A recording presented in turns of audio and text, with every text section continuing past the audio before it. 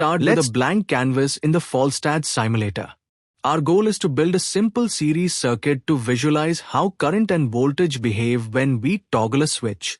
First, we'll head to the Inputs and Sources menu and select a one-terminal voltage source.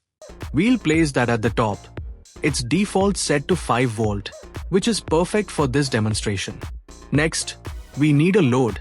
I'll select a resistor and place it directly beneath the source. By default, this is a 1K omega resistor. I'll draw a wire to connect the two, establishing our high potential side.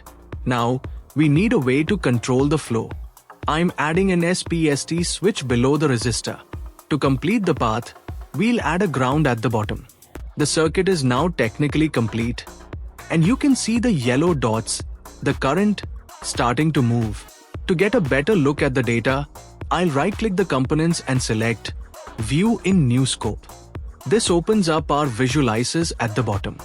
We can now see the steady 5 mA current and the 5 volt potential across the circuit in real time.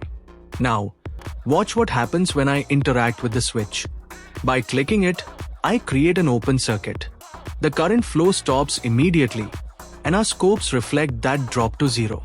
This is a perfect visualization of how a switch breaks the continuity of a path. I'll toggle the switch a few more times. Notice the immediate response in the scopes. The green lines jump between 0 and the maximum values. This setup is a fundamental building block for understanding more complex electronics.